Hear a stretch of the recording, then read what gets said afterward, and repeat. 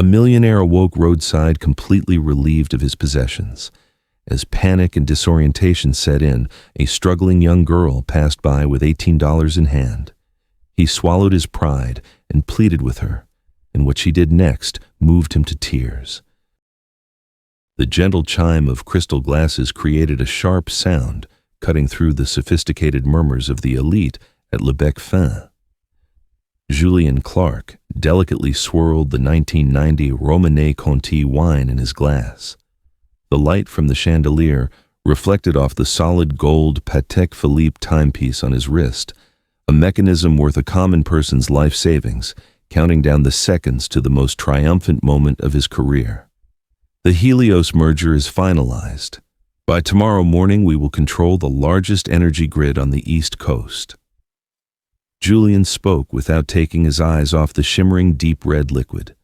His voice was low, not boastful, but carrying the self-assured certainty of a man who had never encountered failure. At 38, Julien was the embodiment of the most ruthless version of the American dream, cold, precise, and for whom money was no longer a concern.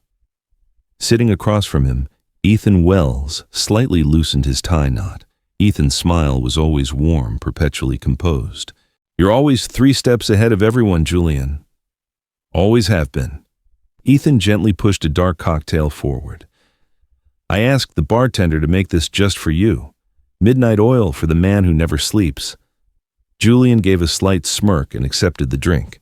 For Julien, Ethan was a devoted shadow, a good friend, a sharp advisor, but destined to always stand behind his brilliance. "Thank you, Ethan, for your loyalty." Julien drained the glass. The liquid was potent, slightly sharp, leaving an unusual metallic aftertaste in his throat. 5 minutes passed. The restaurant began to warp. The faces surrounding Julien stretched out like bizarre, abstract paintings. The soft piano music suddenly sounded like a relentless jackhammer pounding against his temples. Julien tried to stand, but his legs were unresponsive. "Ethan, something's wrong." Julien mumbled, his tongue thick and sluggish. He watched Ethan stand up, adjusting his suit jacket. He didn't offer help. He just stood there, watching Julien slowly slide off the chair with a terrifyingly blank expression. "Sleep well, Emperor." That was the last thing Julien heard before a darkness descended, thick and chilling. The cold. That was the first thing that woke Julien. Not the air conditioning of his penthouse, but a penetrating damp chill that seeped through his skin, chilling him to the bone. Julien opened his eyes, and a wave of nausea forced him to curl up. He was lying, face down. His cheek was pressed against a rough-soaked piece of cardboard. The pungent stench of fermenting refuse, stale urine, and coal smoke hit his nostrils, twisting his stomach. He tried to push himself up, but his entire body ached as if he'd been run over by a truck. Julien looked down. His tailored Italian silk shirt was now smeared with black mud, the hem torn open, revealing an abrasion that was seeping a bit of crimson. By instinct, he lifted his left hand to check the time. Empty. The Patek Philippe was gone. Only a pale strip of skin remained on his wrist, a mocking relic of the wealth that had once been there. Julien frantically patted his clothes. Inside pocket, outside pocket, no wallet, no phone, no ID. Julien staggered to his feet, leaning against a moss-covered brick wall for support. He stumbled out of the dark alley, his expensive leather shoes now submerged in a black puddle.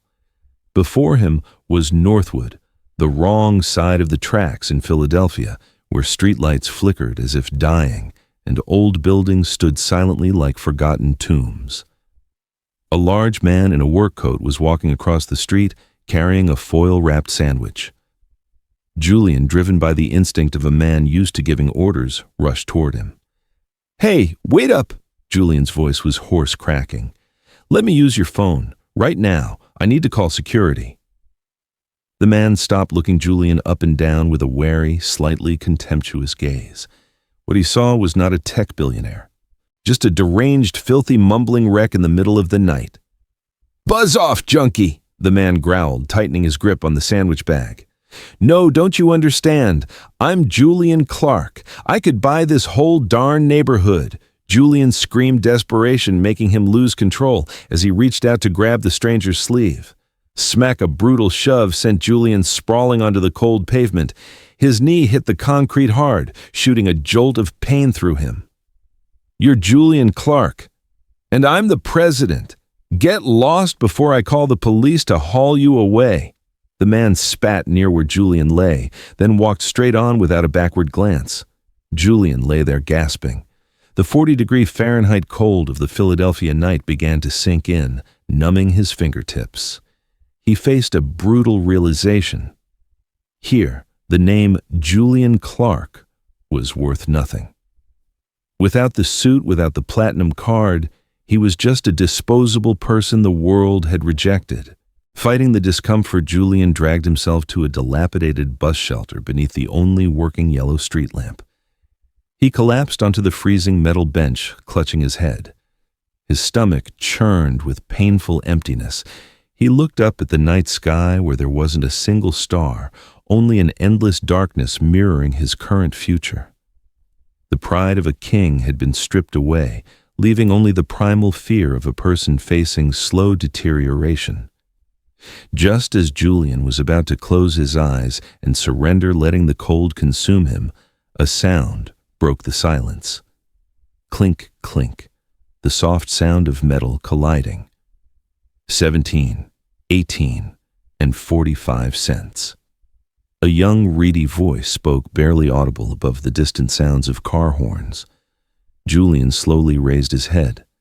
His blurry, bloodshot eyes caught sight of a small figure a few steps away. It was a girl, perhaps 8 years old, swallowed by a faded, oversized pink puffer coat. Her curly hair was neatly braided but seemed brittle.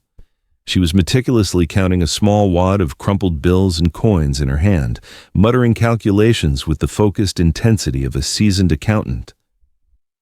Lila Mae Cooper looked up. Her large hazel eyes met the desperate gaze of the strange man. She instinctively took a step back, a reflex common among children raised in this rough area. She took in Julian's torn suit, his mud-caked shoes, and his bruised face.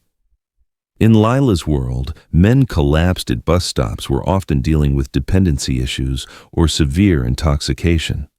Her mother had warned her to keep her distance, but this man, he was trembling. And he was crying the way her mother cried on nights when she couldn't catch her breath.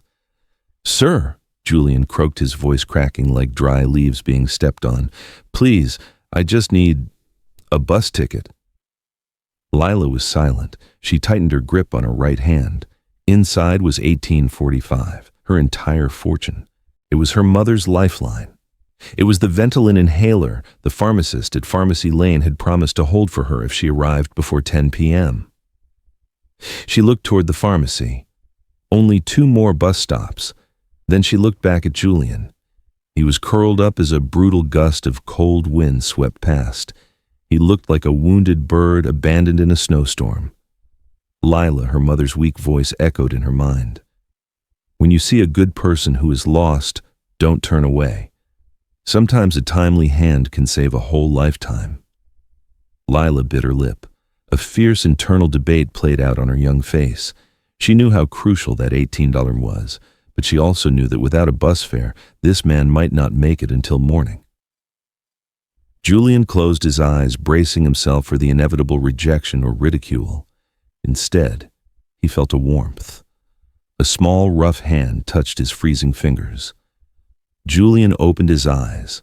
Lila was standing right in front of him. She opened her palm. Crumpled, sweat-dampened dollar bills and gleaming coins rested there.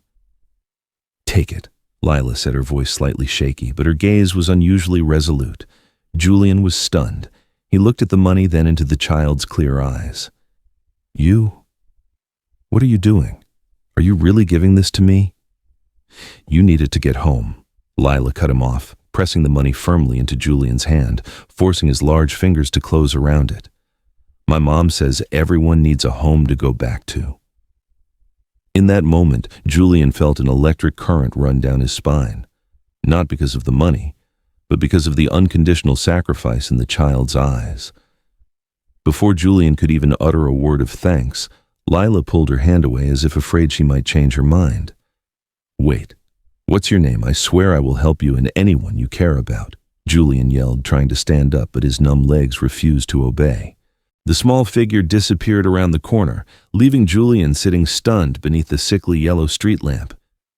In his hand was 8 pound 45, the entire wealth of a poor child, heavier than any $1 million contract he had ever signed. Bus number 42 rattled to a stop, the brakes screeching like metal being ground.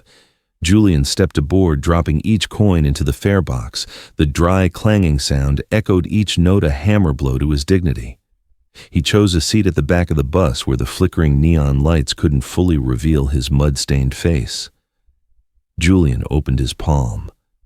The damp, wrinkled dollar bills lay still. For 20 years, he had signed checks worth millions without blinking. But never had he felt the weight of money like this. $18.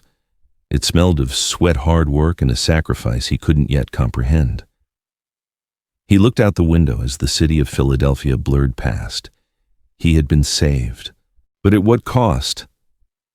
That question buzzed in his head, drowning out the loud engine noise. 3 miles away, Lila was running. Her thin canvas shoes pounded against the cracked concrete of Northwood. She wasn't afraid of the dark. Here, darkness was a friend, helping to conceal poor children from prying eyes. What frightened Lila was the emptiness in her coat pocket. No medication. She climbed the stairs of the old apartment building, the wood creaking beneath her feet. 3rd floor. Door number 4B, its blue paint almost entirely chipped away, came into view. Lila paused for a second, taking a deep breath to steady her frantic heartbeat, then pushed the door open. The familiar scent of mildew hit her, but this time it was mixed with another smell, the scent of suffocation. "Mom." There was no answer, only a wheezing sound, a sound like wind whistling through a narrow gap, steady but faint. Diana was sitting on the edge of the bed, hunched forward, hands braced on her knees to try and expand her chest. In the weak yellow light of the old desk lamp, her face was pale blue, cold sweat beading on her forehead. Lila rushed over, kneeling by her mother's legs. "I'm back." Diana looked up. Her sunken eyes flashed with a flicker of hope, which quickly faded when she saw Lila's empty hands. The brief disappointment in her eyes was instantly replaced by a weak smile twisted by pain. "Come here. To Mom." Diana whispered each word a battle for air. "I'm sorry. I met a man. He needed to get home. I'm so sorry, Mom." Lila buried her head in her mother's lap, her shoulders shaking. She braced herself for a reprimand, or at least a sigh of disappointment. But no. Diana's frail hand gently stroked her hair. "You did the right thing. Helping others is never wrong." A coughing fit interrupted Diana's words. Her chest violently contracted. Lila sprang up like a coiled spring. She knew what to do. Without the Ventolin, they had to revert to the old method. Lila rushed into the kitchen, turning on the gas stove. A blue flame flared under the dented aluminum pot. She poured water in her hands, shaking, splashing water onto the floor, but she didn't feel the heat. 5 minutes later, steam billowed out. Lila draped a large bath towel over her mother's head and placed the bowl of hot water infused with cheap peppermint oil in front of her. "Breathe deep, Mom. Slowly. 1, 2. Lila counted the rhythm, stroking her mother's back. The steam blurred the cramped space. Diana struggled to inhale, the heat relaxing the constricted bronchial tubes, helping her gain precious bits of oxygen. The night passed in a state of fitful wakefulness. Lila didn't dare sleep deeply. She curled up behind her mother, her hand resting on Diana's chest, monitoring her breathing. Each time her mother's chest paused for too long, Lila would startle awake. 3 days passed. Then 5. Apartment 4B was shrouded in a terrifying silence. No more laughter, no noisy TV from the neighbors seeping into their secluded world. The supportive medication had long since run out. Diana couldn't leave the bed anymore. She lay there fragile as a sheet of paper, her lips turned a light purple. Lila became an involuntary nurse. She rationed the last can of Campbell's chicken soup, adding water to thin it, feeding her mother spoon by tiny spoon. "Eat, Mom. Just a little bit more." Diana gently shook her head, pushing the spoon of soup toward her daughter. "You eat. I'm not hungry." "You're fibbing," Lila sternly said, trying to sound tough like an adult, but her voice choked up. "You have to eat to get strong so you can wait for that man to come back. He promised, remember?" Diana looked at her daughter, her eyes filled with sorrow. She knew the promises of strangers at bus stops often vanished with the wind, but she couldn't bear to extinguish that innocent belief. It was the only thing keeping Lila going right now. By the fifth day, the situation worsened. The rain outside grew heavy, drumming a merciless beat on the tin roof. Inside the room, Diana slipped into a semi-conscious state. Her breathing was no longer a wheeze, but a deep gurgling rattle as if her lungs were slowly filling with fluid. Lila sat on the edge of the bed, clutching her mother's cold hand. She stared at the old wall clock. Tick-tock, tick-tock. It was well past midnight. No phone to dial 911, no health coverage, and most importantly, not a penny left. Lila pressed her ear to her mother's chest. Diana's heartbeat was sporadic, slow, like the footsteps of an exhausted traveler about to collapse in the desert. "Mom, don't sleep too deeply, okay?" Lila whispered into the thick night tears streaming down her cheeks. Tomorrow morning, everything will be fine, I promise." "Ma sweet boss." Outside the window, a pitch-black night enveloped the poor neighborhood, swallowing the last vestiges of hope in the small home, while somewhere far away, a motorcade of dark cars began to roll. Sunrise in Northwood was never brilliant. It was merely the transition from absolute black to the smoky gray of coal and damp fog. The low, powerful rumble of expensive V8 engines, a sound like a predator stalking its prey, roared into Northwood. A line of sleek black cars slowly advanced down the pothole-ridden street. Leading was a massive Rolls-Royce Cullinan, followed by 3 armored Chevy Suburbans with heavily tinted windows. Mud from the night's puddles splashed onto the highly polished car bodies, creating a stark, grotesque contrast. The entire neighborhood seemed to hold its breath. Windows cracked open, curious and fearful eyes peered out. Here, cars like these usually signaled one of two things: federal agents conducting a raid or a loan shark coming to collect. The Rolls-Royce stopped directly in front of the apartment building at 142. The back door opened before the bodyguard could even rush to it. Julian Clark stepped out. He had immediately sought information upon returning and quickly came back knowing the girl's mother was in danger. Gone was the ragged, foul-smelling appearance of the previous night. Julian now wore a pristine charcoal Tom Ford suit, a white shirt without a single crease. But his face betrayed everything. His eyes were sunken with dark circles, his jaw clenched, and his forehead was beaded with sweat despite the chilly morning. He didn't glance around, ignoring the scrutiny. He focused only on the third-floor window. "Bring the emergency kit up." "Now?" Julian commanded, his voice hoarse, but filled with absolute authority. 4 men in navy blue scrubs carrying specialized equipment cases immediately jumped out of the SUVs behind him and followed him up the narrow staircase. Julian slammed against the rotten wooden door of apartment 4B. It wasn't locked. It swung open, hitting the wall with a dry thud. The suffocating air rushed into his nostrils.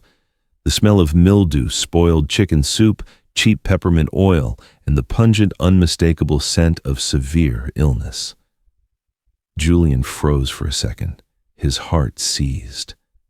In the semi-dark corner of the room on the sagging spring mattress, Lila was still sitting there. She wasn't asleep. Her eyes were wide but vacant, staring into the middle distance. Her small hands clung tightly to the motionless woman in her arms. Diana's head rested on her daughter's shoulder, her hair disheveled, her arm dangling over the edge of the bed, white and cold. "Leela," Julian called softly, his voice shaking. The girl didn't react. It was as if she had turned to stone alongside her grief. "Get in, move it," Julian yelled at the medical team behind him. The cramped room instantly became a scene of professional chaos. 0 respirations. Carotid pulse is faint. Prepare to intubate.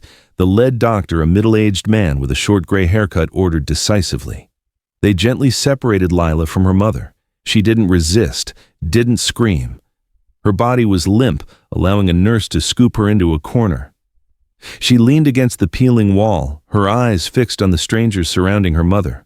The ripping sound of medical packaging, the monitor starting up with a sporadic beep. Beep. The hiss of oxygen being pumped into the lungs. Julian stood rooted in the middle of the room. He felt superfluous. He was the most powerful person in any boardroom he entered, but here on the brink of life and death, his money seemed useless. He stepped back to get out of the nurse's way, and his leather sole crushed something on the floor. He looked down. It was a small, crumpled piece of paper, water-stained and dry. A pharmacy receipt. Julian picked it up and smoothed it out. The ink was slightly blurred, but the bold print hit him like a physical blow to the head. Pharmacy Lane, pending payment medication, albuterol inhaler, emergency subsidized copay, 1845. Note patient must pay before 10 p.m. tonight to secure medication. Time printed on receipt 8:15 p.m. last night. The ground beneath Julian swayed. His breath caught in his throat. $18.45. It wasn't pocket money. It wasn't a child's savings. It was the price of a single breath for the woman lying there. Lila hadn't given him spare change. She had given him her mother's life. She had faced the most brutal choice an 8-year-old could confront: save the desperate stranger in front of her, or reserve the chance of life for the mother waiting at home. And she chose him. Julian looked up at Lila. She was watching him, not with reproach, not with anger, but with the eyes of a small wounded animal awaiting the final strike. Her gaze seemed to say, "You came back, but are you too late?" Julian wanted to rush over and hug her, to fall to his knees and beg for forgiveness, but the lead doctor's shout pulled him back to reality. Ventricular fibrillation, loss of pulse, charge 200 joules, clear. Thud. Diana's frail body jolted on the mattress as the current surged through her. No change, increased to 300 charge. Thud. Julian lunged to the bedside, gripping the metal rail until his knuckles were white. "Save her, I don't care what it costs. Do whatever it takes." He roared, his artificial composure completely gone. "Don't let her go." The lead doctor didn't answer, sweat beading on his forehead. He placed his hands on Diana's chest and began external compressions. 1, 2, 3, 4. The faint, sickening snap of ribs breaking echoed in the silence. Julian looked at the monitor, a straight, flat green line. The long, piercing sound signaling the end began. It lasted an eternity, tearing through the room, tearing through the last fragile shred of hope. The lead doctor stopped. He exhaled heavily, looked at his watch, and then turned to Julian, gently shaking his head. His eyes held the kind of professional helplessness that Julian hated most. "No," Julian whispered, shaking his head vehemently. "It can't be. Keep going. Shock her again." He lunged forward, trying to grab the defibrillator paddles from the nurse, but a sharp sound behind him made him freeze. In the corner, Lila slowly slid down. Her eyes rolled back, her hands dropping. She collapsed onto the cold wooden floor like a puppet whose strings had been cut, fainting from exhaustion and an overwhelming grief too immense for her small heart to hold. "Lila!" Julian's scream echoed in the apartment, but the only reply was the monotonous, unceasing sound of the flatline. The pungent smell of disinfectant was the first thing that pulled Lila back to consciousness. Not the mildew of the old apartment, nor the smog of Northwood. She shot up, the pristine white blanket sliding off her shoulders. The room was large, quiet, filled with gleaming, unfamiliar medical equipment, but her mother wasn't there. "Mom!" Lila screamed, scrambling to get off the bed. Before her feet could touch the ground, a strong pair of hands grasped her shoulders. "Let me go, where's my mom?" Julian held her, not hard enough to hurt, but firm enough to keep her from running wild. He looked straight into the child's eyes, dilated with panic. "Calm down, Lila. Look to your left. Look through that pane of glass." Lila gasped, turning her head toward Julian's pointing finger. Through the clear, soundproof glass, Diana lay there, motionless, surrounded by a forest of tubes and wires. A ventilator rhythmically pumped air into her lungs, creating the only regular movement in her frail body. Lila stopped struggling. She pressed her small hands against the cold glass. Is she sleeping, sir? Julian stood behind her, adjusting the collar of his shirt, which was already crumpled. He didn't know how to answer honestly. He was a master negotiator, a man who could manipulate the minds of Wall Street tycoons, but faced with an 8-year-old's question, he was utterly speechless. The door opened. Dr. Vance walked in. Mr. Clark, we need to be realistic. Julian nodded, signaling Vance to continue, his eyes constantly checking on Lila, who was glued to the glass. The cerebral hypoxia lasted too long. We successfully restarted her heart, but the brain has sustained extensive damage. She is currently in a vegetative state. Julian clenched his fists. The chances of recovery? Low, very low. Machines are doing her body's work. If we withdraw life support, Vance trailed off his gaze, landing on Lila with obvious concern. I don't sell false hope, Mr. Clark.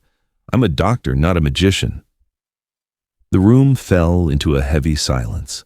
On the other side of the glass was a flickering life. On this side was the brutal truth. Just then, the satellite phone on the table vibrated violently. Julian picked it up. An encrypted message from his trusted assistant appeared. Ethan activated Clause 25. He declared you incapacitated due to the accident and disappearance. An emergency shareholder meeting starts in 15 minutes to vote on selling the company to our competitor. He is chairing the meeting. Julian threw the phone onto the leather sofa. Ethan Wells, his dear friend, the one who had drugged him. And now he was about to sign the death warrant for Clark Global, the empire Julian had spent his entire life building. Logically, he had to leave immediately. A helicopter waiting on the hospital roof could get him to the boardroom just in time to reverse the situation. But Julian looked down. Lila was curled up on the edge of the sofa. On the table was a tray of gourmet food, lobster bisque and garlic bread the nurse had brought, but she hadn't touched it. She made herself as small as possible, as if afraid that if she took up too much space, they would be kicked out of this luxurious place. She was scared. She was alone, and she only had him. Julian walked closer and sat down next to Lila. She flinched, shrinking away. Eat something, kid. The soup will get cold. Lila shook her head. She tentatively reached out a small, trembling hand and took Julian's pinky finger. Her fingers were freezing, clinging to him like a drowning person clutching a raft. Please don't go, Lila whispered, her eyes still on her mother. When you disappeared earlier, I thought you left forever. That faint touch held Julian tighter than any chain. He looked at his finger encompassed by her small hand. $18. She'd given him everything so he could go home. Now, if he left to save his company, he would be no better than the man who had pushed him into the mud the night before. Julian pulled out his phone and called his cybersecurity team. Bring everything here, right now. Turn this lounge into a war room. I'm running the meeting from the hospital. But sir, the remote connection could be blocked by Ethan. Then smash through the firewall. I don't care how you do it. I want to see Ethan's face on that screen in 10 minutes. 10 minutes later, the VIP lounge was a field command center. Cables snaked across the marble floor. 3 large screens were erected, obscuring the view of the city.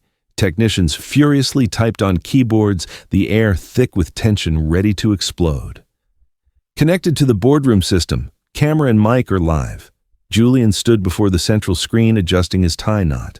He took a deep breath, preparing to step into the battle to reclaim his throne. But his world was torn apart by a beam of red light, not from the computer screen, but from the ICU room. The emergency alarm above Diana's bed was flashing rapidly. The vital signs on the monitor were free-falling. The oscillating waves suddenly stretched out terrifyingly flat.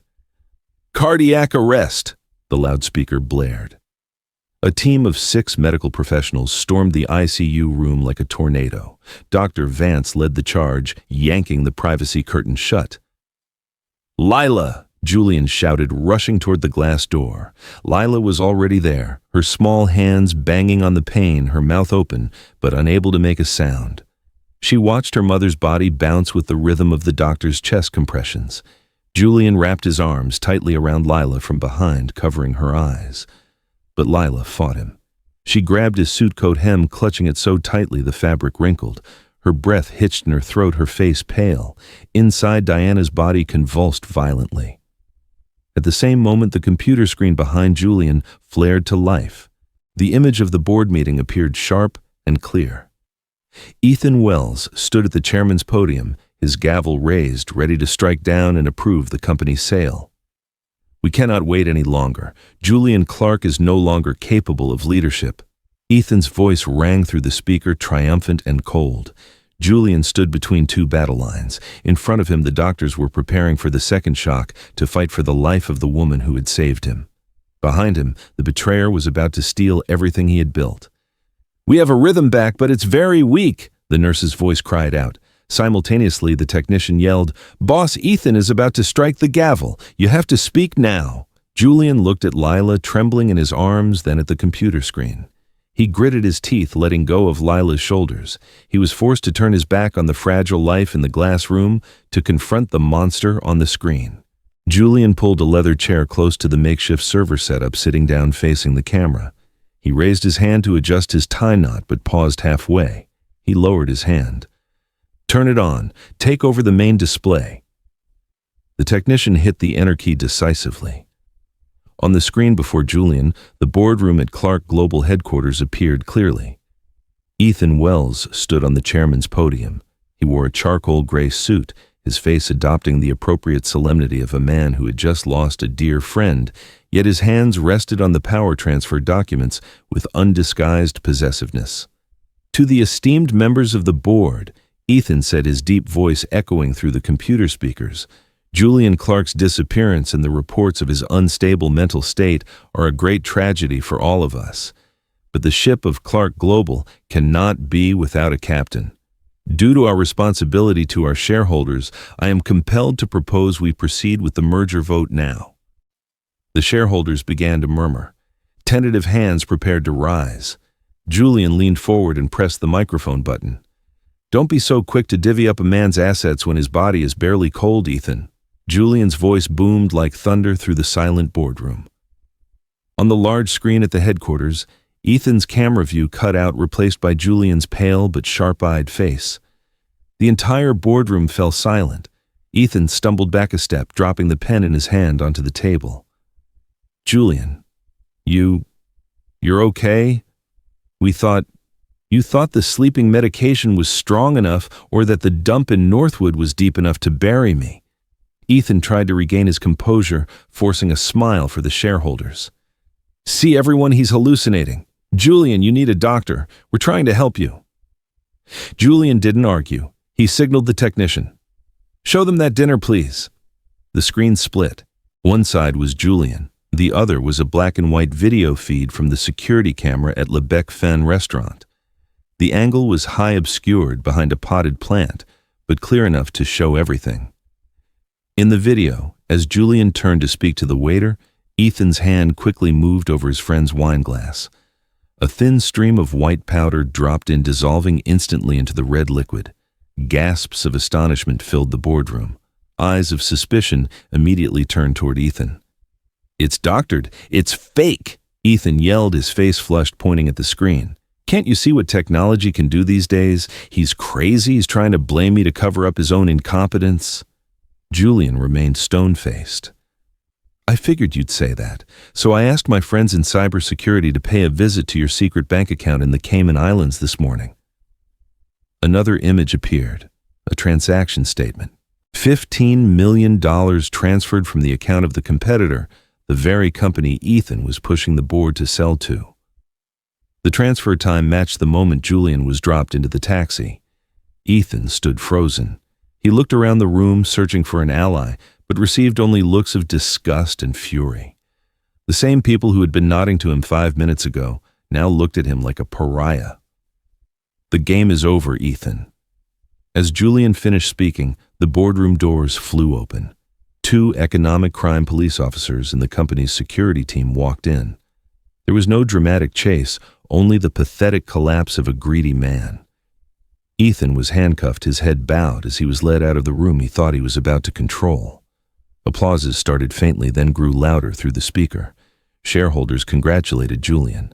They praised his miraculous return, his sharp mind, and his resilience. "Mr. Clark, that was magnificent. We never doubted you." Julian looked at the smiling faces on the screen. Billions in assets were secured, reputation restored, the enemy eliminated. By every definition in his world, this was a resounding victory. But Julian felt an emptiness in his chest, a cold, deep void. He reached out and yanked the cable. The screen went dark. The congratulations vanished. The hospital's VIP lounge returned to its terrifying silence. Julian turned his chair around. The glamorous world he had just left seemed millions of light years away.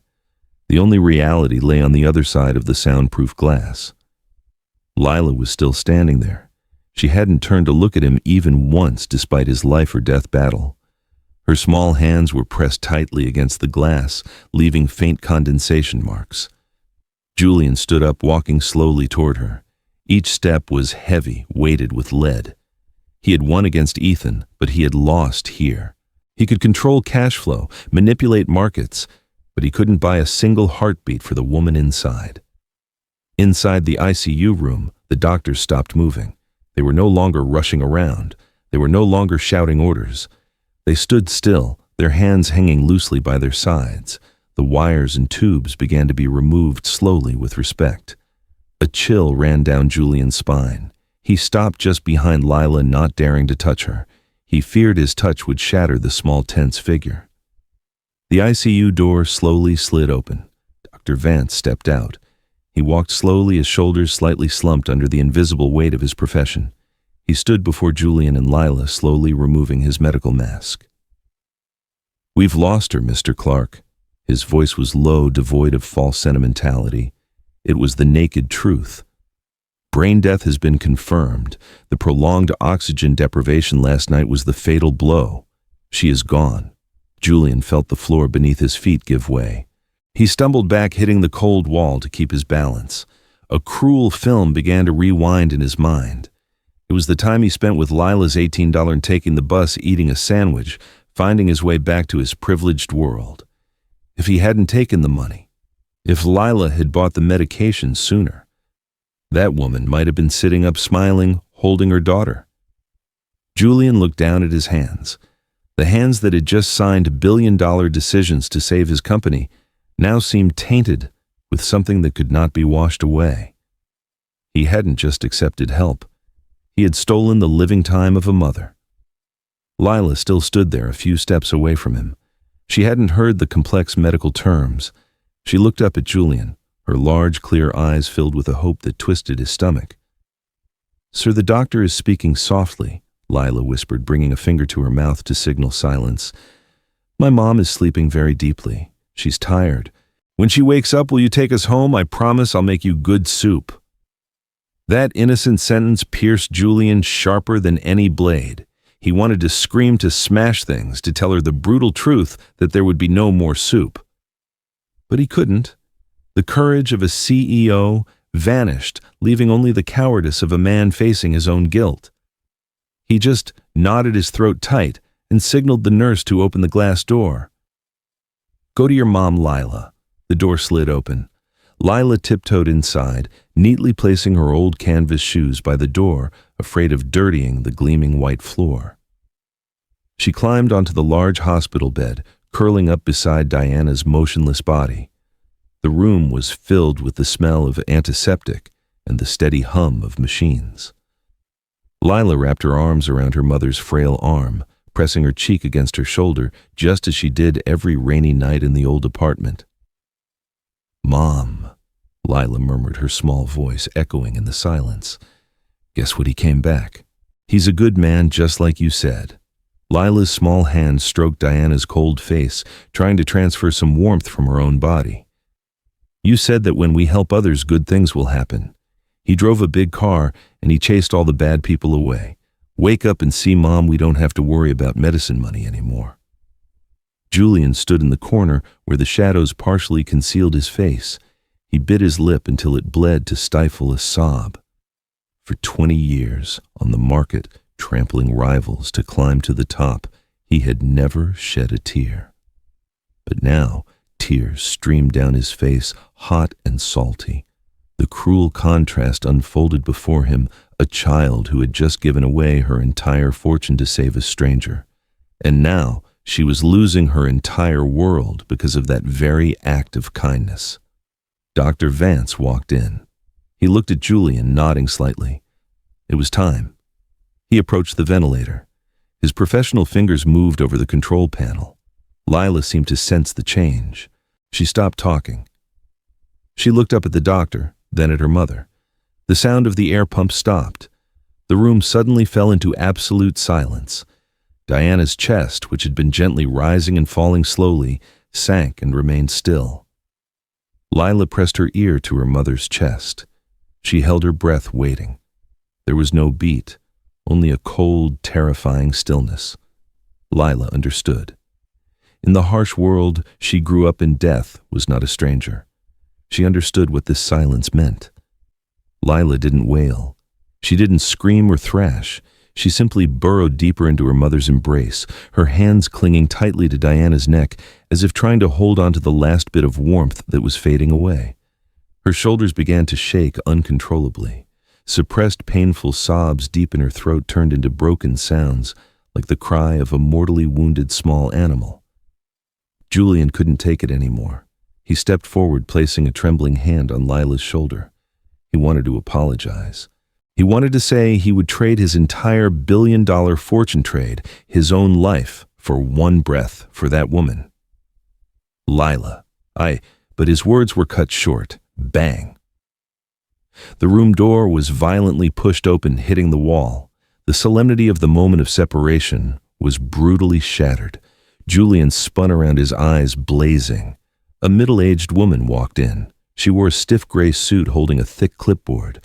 Her face was cold, her eyes behind metal-rimmed glasses scanning the room as if assessing a crime scene, not a family tragedy. It was Ms. Sterling from Child and Family Services.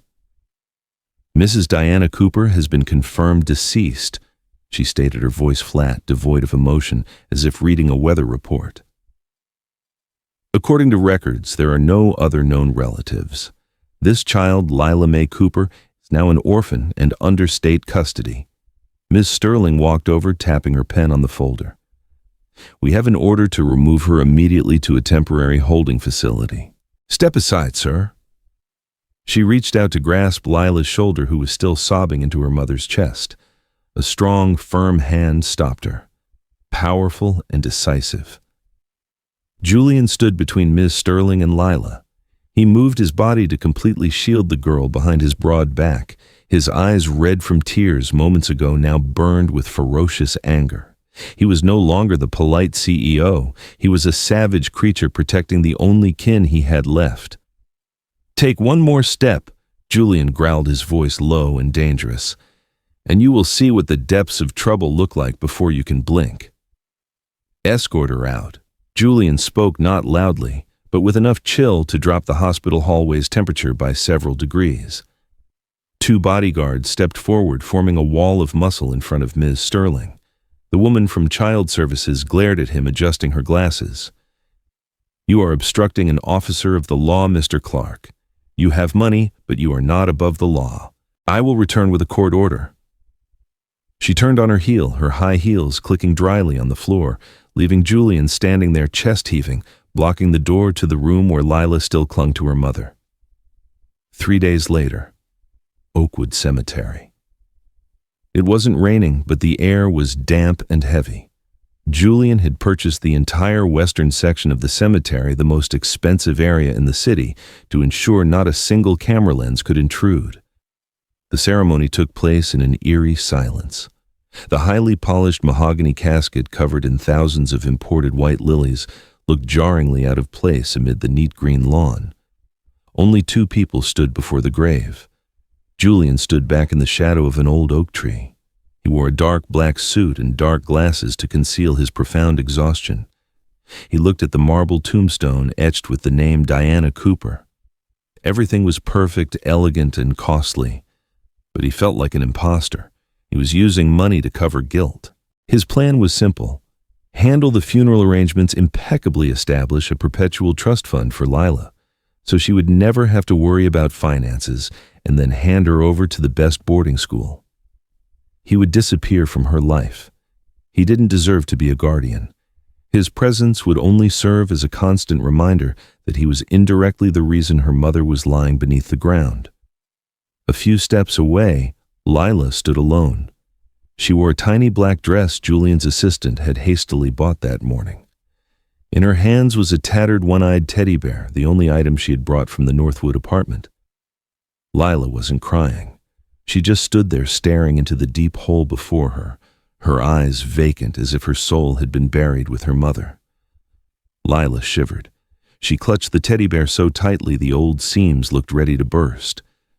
Just then, the crunching sound of tires on gravel announced an arrival. A police car and a state sedan pulled up at the cemetery gate. Ms. Sterling stepped out holding a document stamped with a red seal. She was accompanied by a police officer and Julian's newly retained private attorney, Mr. Stone. "Mr. Clark, we respect the mourning, but the service is over now." Ms. Sterling walked straight toward Lila, her voice sharp as a surgical scalpel. "This is an emergency court order. The child must go to the center immediately." She didn't wait for Julian's response. She stepped forward and gripped Lila's frail arm. "Come along, Lila, it's over here." The stranger's touch made Lila jump. She flinched, trying to pull away, her large eyes darting around in panic, looking for a way out. "No, I don't want to go. Don't make this difficult. Let's go." Ms. Sterling tightened her grip, pulling the girl forcefully toward the state car. Lila was dragged away, her feet slipping on the wet grass. She didn't scream, only emitting strangled sobs from her throat, her desperate eyes turning toward Julian. Something snapped inside Julian. The plan to leave the trust fund, the boarding school, had all vanished. He saw only a child being pulled away like unclaimed goods. Julian lunged forward. He violently knocked Miss Sterling's hand away from Lila. The force was strong enough to make the woman stumble back a few steps. "Take your hand off her." Julian knelt on one knee, enveloping Lila in a tight embrace. For the first time, he clearly felt her small body trembling uncontrollably, her heart pounding against his chest like a frightened little bird. Layla burrowed her head into the crook of his neck, her hands clinging to the lapel of his suit. Julian calmed down. Lawyer Stone hurried over his forehead, beaded with sweat. "This is a court order. If you resist, you'll be charged with kidnapping. Think about the stock price. You are a single man. You can't just adopt a child with an unclear background." Julian stood up, lifting Lila into his arms. She was feather-light. He glared at Stone. "You're worried about the stock price. I'm worried about you. The media will tear this apart. A billionaire and a girl from the slums. They'll fabricate all sorts of terrible stories." Julian looked down at Lila, who was hiding her face in his shoulder, then stared straight into the lawyer's eyes. "Then do your job. I want temporary custody. Now. But the procedure requires at least 48 hours to... You have 1 hour. If I get home and the paperwork isn't done, you might as well clean out your office." Julian turned his back, ignoring Ms. Sterling, who was threatening him with legal repercussions, her face red with rage. He carried Lila straight to the waiting Rolls-Royce. The car door closed, separating them from the noisy world outside. In the quiet of the leather-clad cabin, Lila still refused to let go. She clung to him. Her breathing gradually steadied, but her small hand tightly grasped his thumb, not releasing it. Julian looked out the tinted window, watching the city pass by. He had just made the most impulsive decision of his life. He didn't know how to be a father. He didn't even know how to properly care for himself outside of work. But he knew he couldn't leave her alone. The car rolled smoothly, taking them away from the suburbs and back toward the city center. 20 minutes later, the Rolls-Royce stopped in front of Clark Tower, the skyscraper housing Julian's penthouse. The driver opened the door. "We're home, sir." Julian moved to step out, but he noticed Lila had stiffened. She looked through the car window. Before her eyes was the massive glass tower towering like a colossal metal monster. It was too big, too cold, and too foreign compared to the narrow alleys of Northwood. Lila shook her head vehemently, clutching the leather seat, pulling her legs up. "No. It's too high. I'm scared." Julian stood at the car door, 1 foot already on the sidewalk. He looked at the girl huddled in the corner of the car, then up at his dazzling but lonely tower. He realized that money could buy security, but it couldn't necessarily buy the feeling of being home. Mike, the loyal driver, glanced in the rearview mirror for the 10th time in an hour. The engine had been off for a long time, but no one moved. "Mr. Clark, should we?" Julian raised a finger signaling silence. He didn't check the time, nor did he look at the phone vibrating in his pocket. He just sat there, his hand resting casually on the leather seat palm open. A silent invitation. Lila sat huddled in the opposite corner, her eyes fixed on the towering skyscraper outside the window. It was too tall, too gleaming, and too frightening. She peeked at Julian's hand. It wasn't moving, not pushing, not pulling her. It was just waiting. Another hour passed. As the afternoon sun began to fade, Lila stirred slightly. She timidly edged closer, then placed her small, cold hand into his open palm. Julian grasped it gently but surely and signaled Mike to open the door. The private elevator carried them up to the 88th floor in silence. When the doors opened, the penthouse revealed itself in cold splendor. White marble floors, floor-to-ceiling glass walls overlooking the entire city, and sharp metallic furniture.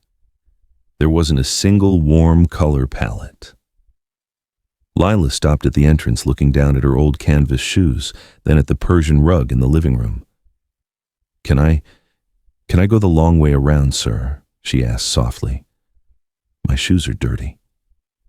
Julian looked at the 50,000 rug, then sat on the floor, took off his Italian leather shoes, and tossed them into a corner. "This is home, Lila. There are no restricted paths in a home." But comfort didn't come that easily. The first night, Julian arranged for Lila to sleep in the guest suite with a cloud-soft, king-size bed. But when he checked on her around midnight, the bed was empty. Lila was curled up on the floor, right next to the window, her head resting on her tattered teddy bear. She was sleeping in a defensive posture, as if ready to flee at any moment.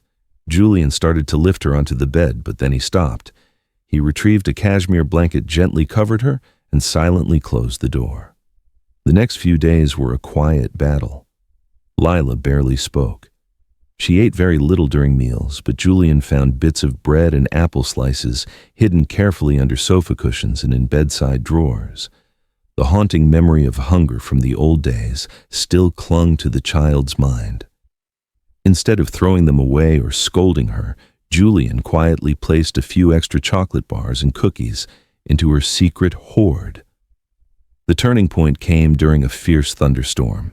Lightning tore across the Philadelphia sky, the loud cracks shaking even the reinforced glass.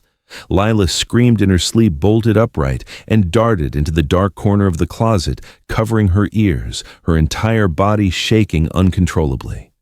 The storm brought back the memory of the night her mother passed when the thunder had roared just like this.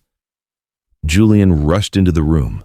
Seeing the scene, he didn't call the housekeeper or a psychologist. He ran to the living room and tore apart the expensive Italian sofa set. "Lila, come help Uncle Jules. We need to build a fort." Lila peeked out from the closet. She saw the man who always wore meticulous suits struggling to stack sofa cushions into a makeshift tent, draping blankets over the top and shining a flashlight inside. "Hurry, the enemy is coming," Julian waved. Childlike curiosity overcame fear. Lila crawled out and scooted into the blanket and pillow fort with Julian. Inside it was warm and safe. The sound of the thunder seemed muffled by the thick cushioning. "Your hair is a mess," Julian said, holding a comb. He vaguely remembered seeing Diana brushing Lila's hair through the apartment window during an observation trip before the funeral. Let Uncle Jules try. His hands used to signing contracts were clumsy and awkward as they separated Lila's curly hair. He braided it wrong, undid it, and tried again. Sometimes Lila winced in discomfort, but she didn't pull away. Did I hurt you? A little, sir, but you're getting better. Julian smiled, tying a pink hairband at the end of the braid. All done, not the prettiest, but at least it's out of your eyes. Lila touched the uneven braid, then looked up at Julian. Her eyes softened. My mom used to tell me the story of Rapunzel. Do you know it? I don't, but you can tell me. That night, Julian turned off his phone. He lay in the pillow fort listening to Lila's cheerful voice until she drifted off to sleep. His phone screen lit up with a text from Lawyer Stone. The judge signed the temporary custody order. You have 30 days to prove your fitness to parent. Julian flipped the phone over. He didn't need the paperwork to know what he had to do. The next morning, the smell of burnt food from the kitchen woke the entire apartment. Julian was standing by the stove, struggling with a non-stick pan. The fried eggs had turned to charcoal, and the toast was black on one side. Are you trying to burn the house down? Lila stood at the kitchen entrance, rubbing her eyes and giggling. It was the first time he had seen her laugh since they met. French breakfast, Julian defended, his face smeared with soot. It's called artistic crispness. Lila climbed onto the tall chair, picked up the burnt toast, and took a crunchy bite. It's good. Daddy Jules. Julian froze the spatula in his hand, nearly falling. Daddy Jules. The name sounded unfamiliar, clumsy, yet it filled his chest with a strange warmth. He turned away, pretending to cough to hide the stinging in his eyes. All right, I'll try not to burn it next time. Just then, the doorbell rang. Julian wiped his hands on his apron and went to open the door. Lawyer Stone stood there, looking unusually serious. In his hand was not the usual leather briefcase, but an old wooden box covered in dust and cobwebs. Apologies for interrupting your morning, Julian, Stone said, stepping inside. But the cleanup crew found this under the floorboards of Mrs. Diana Cooper's old place. They were going to discard it, but I thought you should take a look. Stone placed the box on the shiny glass coffee table. It was completely out of place in the luxurious space, like a fragment of the past drifting into the present. Lila curiously ran over, peering at it. Mom's box. Ah, so. Julian placed his hand on the rough lid of the box. He felt a strange urge and intuition that whatever was inside this humble container would change his life more significantly than the day he lost his empire. He took a deep breath and slowly lifted the lid. Julian flipped the rusted latch. An old, musty scent rose up, the smell of damp paper, rotting wood, and forgotten time, completely foreign in a room filled with the scent of expensive lemongrass essential oil. He looked inside. No jewelry, no gold or silver, only fragments of a struggling life. A stack of pink pawn tickets with faded ink, gold ring, $50, silver necklace, $30. A broken-faced Timex watch stopped at 4 o'clock. Unpaid medical bills piled up like a silent accusation. Julian reached into the bottom of the box, his fingertips touching a thick envelope. Beside it was a small black and white photograph with old-fashioned scalloped edges. He picked up the photo, holding it up to the overhead light. It was a picture of two children standing in front of the ornate iron gates of a grand Hamptons estate. The little boy wore a velvet suit, frowning, holding a toy car. The little girl next to him, a head taller, was smiling brightly with her arm around her brother. There was a faint crescent-shaped scar on the girl's forehead. Julian's hand began to shake. That toy car, he still kept it in his bank vault. And that scar. He had accidentally pushed his older sister into a fence while learning to ride a bike when he was 10. Diana. The name left his mouth choked with emotion. Memories from 15 years ago rushed back like a waterfall. The explosive argument in his father's study. Diana, then 20, adamantly refused the arranged marriage to merge with the oil conglomerate. She had screamed that she would rather starve than live as a porcelain doll in the Clark family's display case. That night she left with a suitcase, and his father ordered her name erased from every will, forbidding anyone from mentioning Diana in the house again. Julian tore open the envelope. A half-written letter fell out, the slanting soft handwriting he thought he had forgotten. To my little Jules. Julian had to brace himself on the table to keep from collapsing. Only one person in the world ever called him by that name. I still keep an eye on you. I saw your photo in Forbes last week. You look so much like Father Jules. Cold and lonely. That's what I feared most. I don't need the family money. I just hope you won't let those dollars swallow your heart. If you ever read this letter, it means I no longer have the strength to protect Lila. The letter blurred before Julian's eyes. The truth hit him more cruelly than any judgment. The woman who died in St. Jude's Hospital for lack of $18 was no stranger. She was his own sister. The one he had indirectly caused the death of through his delay and arrogance was the only relative who truly loved him. And Lila. Julian turned his head, looking at the girl coloring in the corner of the room. Lila heard Julian's suppressed sob and dropped her crayon, running over. Seeing Julian hunched over the old box, his shoulders shaking, she tentatively placed her hand on his back. "Daddy Jules, what's wrong?" Julian looked up, tears streaming down his cheeks. He held out the black and white photo to her, his voice breaking. "Lila, do you know who this is?" Lila looked at the picture, her eyes brightening. "That's Mom Diana. And this little boy." She pointed her small finger at Julian as a child. "Mom said this is her little brother. She said he was the brother she loved most in the world, but he was lost in a cold castle and couldn't find his way out." Julian completely broke down. He pulled Lila into his arms, hugging her so tightly she nearly suffocated. Only now, looking closely, did he see that Lila's hazel eyes were Diana's eyes. That stubborn chin was a Clark family trait. This child had used her entire fortune to save her biological uncle, though neither of them knew it. His sister had raised her to be a person of profound kindness, a stark contrast to the wealth and emotional poverty of his family. "I'm sorry. I'm so sorry," Julian whispered into Lila's hair.